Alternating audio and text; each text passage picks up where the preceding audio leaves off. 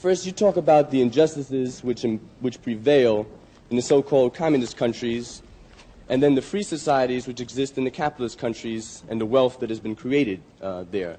But you restrict your arguments to the Western European countries, the United States and Japan. What you fail to point out is that most of the countries in the world are capitalist. That is, the means of production are owned privately, or the accumulation of wealth is privately accumulated. Most of these countries have severely repressive governments, and most of them suffer from huge unemployment rates, hunger, and poverty.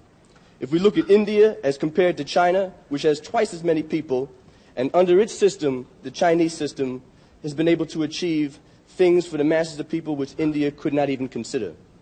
The same thing goes... Would you come to your question, please? How about?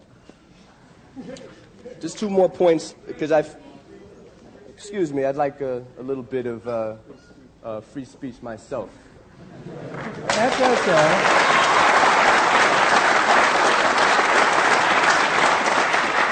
We don't want to deny you free speech. We just want to have as many people as possible. Thank you very much. And I think we've I agree with you, so let me finish. Sure. All right.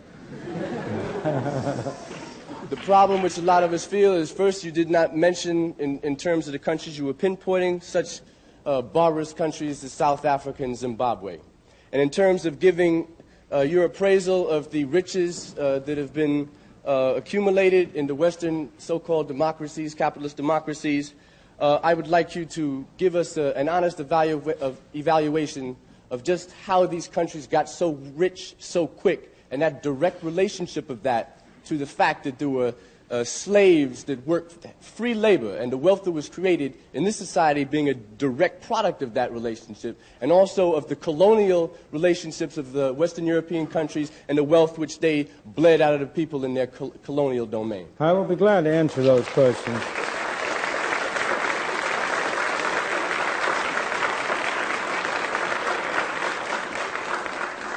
First of all, there's a sense in which every country in the world is capitalist. Soviet Union is capitalist. Every country in the world has large capital under control. And the real question is, of course, the organization whereby the capital is controlled. In the Soviet Union, it is controlled by the state or by officials of the state. In the second place, I have been talking for an hour. I would like to talk to you for 10 hours. In a full discussion, I would certainly agree with you that capitalism is not a sufficient condition for freedom. It's a necessary condition for freedom. I never said that wherever you had capitalism, you had freedom. I never said that. I never made that statement. I made the opposite statement. Wherever you had freedom, you had capitalism. Capitalism is a necessary condition for freedom, but not a sufficient condition for freedom. In addition, you need relatively broad access to capital and a relatively free market. Again, relatively. You need competition. I usually refer to it as competitive capitalism to distinguish it from certain kinds of systems which have been capitalist and have all of the bad qualities that you describe. In the second place, because I don't want to take too much time, to go to your final points. In the second place, it simply is not true that the enormous increase in the well-being of the free countries of the West arose out of slavery. Slavery was a blot on our scutcheon, there is no question. And of course, it was a disgrace to this country to have had slavery as long as it did. But if you take Britain, which did not have slavery, I'm going to go to the colonies, that's the next point. I'm trying to take one point at a time. The gentleman made two separate points. One had to do with one had to do with slavery, and one had to do with colonies. Britain did not have slaves. Japan did not have slaves in the 100 years since the Meiji Restoration. Hong Kong today does not have slaves. And you ask yourself, if you want to know how people feel, ordinary people feel about different systems, you ask how they vote with their feet. And you ask whether it's Hong Kong that has to put up police to keep people from Hong Kong going into China, or it's China that has to put up police to keep people from China going into Hong Kong. So look at the way people vote with their feet before you judge which society gives them better conditions. But in any event,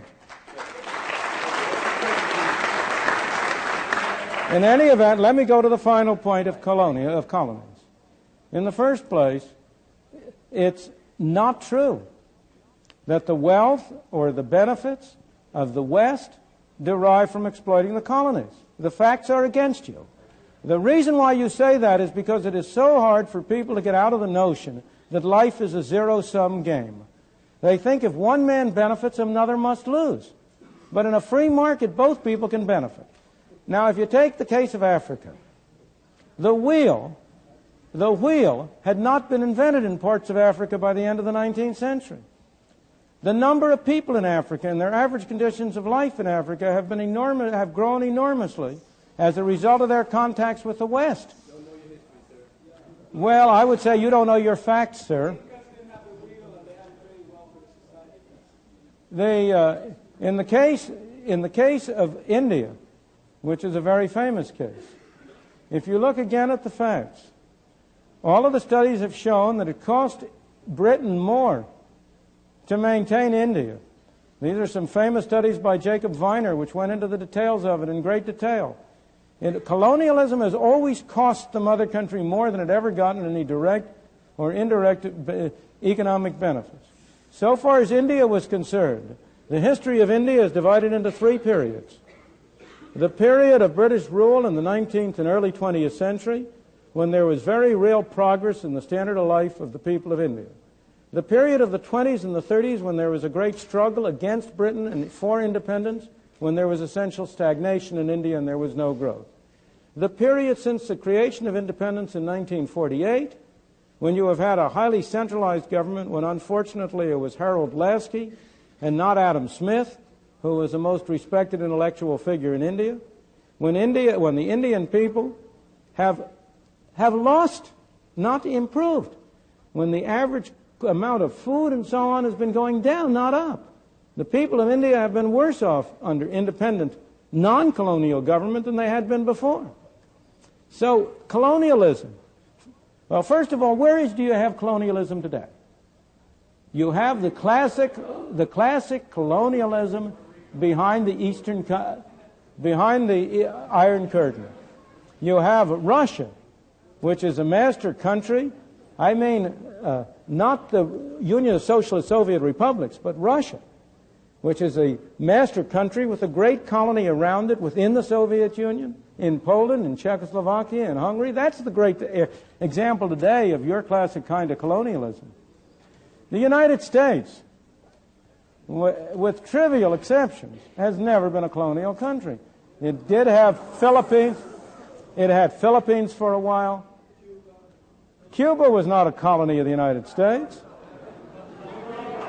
In any event, you need a sense of proportion. In the period between the revolution in 1776 and 1898, the U.S. had no colonies. And yet the U.S., that was a period of the greatest growth and the greatest economic development of the United States. Mexico? Your question.